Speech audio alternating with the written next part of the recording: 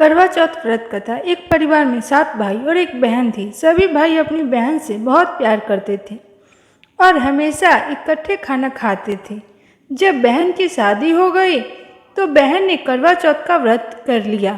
जब भाई शाम को खाना खाने बैठे तो अपनी बहन को खाने के लिए बुलाया।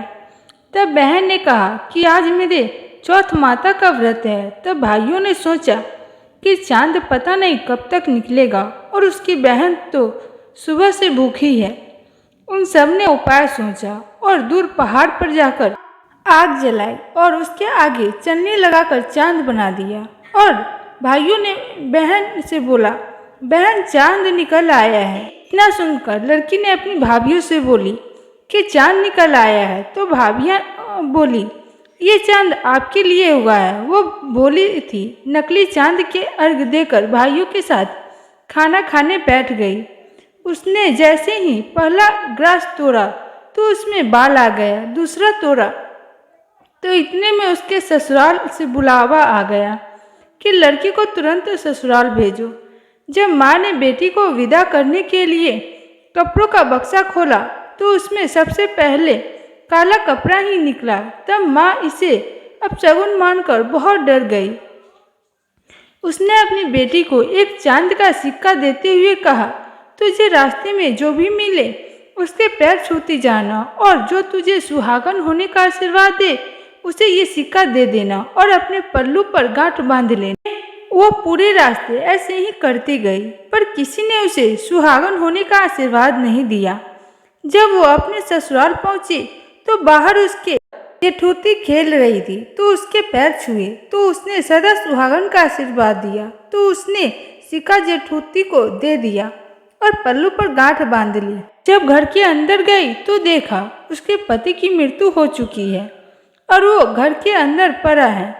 जब उसके पति को जलाने के लिए ले जाने लगे तो उसने नहीं ले जाने दिया। सब गांव वाले ने कहा कि वह इस लाश के साथ गांव में नहीं रह सकती। तो उसने गांव के बाहर एक झोपड़ी बना ली और वो उसमें रहने लगी और अपने पति की सेवा करने लगी। घर से बच्चे उसे खाना दे जाते। कुछ समय बाद माघ की चौथ आई तो उसने व्रत किया। रात को चौथ माता जागती गरजती आई तो उसने माता के पैर पकड़ लिए। माता पैर छुड़ाने लगी और बोली, 7 भाइयों की भूखी बहन मेरे पैर छोड़। जब उसने पैर नहीं छोड़ा तो चौथ माता बोली कि मैं कुछ नहीं कर सकती, मेरे से बड़ी बैसाख की चौथ आएगी, उसके पैर पड़ना। कुछ समय बाद बैसाख की चौथ आई तो उसने कहा कि मैं कुछ नहीं कर सकती, मेरे से बड़ी भादवे की चौथ आएगी, उसके पैर पड़ना। जब भादवे की चौथ आई तो उसने यही कहा, मैं कुछ नहीं कर सकती, मेरे से बड़ी कार्तिक चौथ है, वही तेरे पति को जीवन दे सकती है, लेकिन वो तेरे सुहाग का सामान मांगेगी तो तू वो सब तैयार रखना। लेकिन मैंने तुझे ये सब बताया है, ऐसा मत कहना। जब कार्तिक चौथ आई तो उसने अपने पति के लिए व्रत रखा।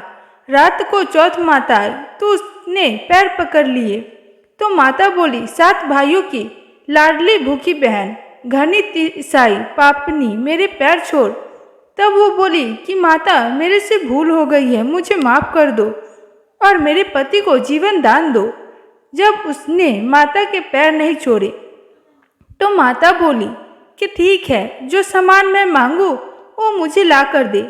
माता ने जो सामान मांगा वो उसने लाकर दे दिया। जब चौथ माता बोली कि तुझे ये सब किसने बताया तो वो बोली कि माता मैं इस जंगल में अकेली रहती हूँ, मुझे ये सब कौन बताएगा और यहाँ कौन आएगा। चौथ माता ने मांग से सिंदूर लिया, आँख में से काजल व चटकीली उंगली से मेहंदी निकालकर उसके पति के ऊपर छीटा तो उसका पति जीवित हो गया। माता ने उसके पति को जीवित कर दिया और सदा सुहागन का आशीर्वाद दिया। सुबह बच्चे जब खाना लेकर आए तो उसने अपने चाचा को जीवित पाया। बच्चे दौड़कर घर गए और सबको बताया कि चाचा जीवित हो गए। जब सब लोग वहां आए तो देखा कि बच्चे सच कह रहे हैं। अपने बेटे को जीवित देखकर सास बहू के पैर पड़ने लगी तो बहू बोली, सासू जी आप ये क्या कर रही हैं, मैंने कुछ नहीं किया, ये तो चौथ माता ने किया है। हे चौथ माता, जैसे उसको सुहाग दिया वैसे ही सबको देना।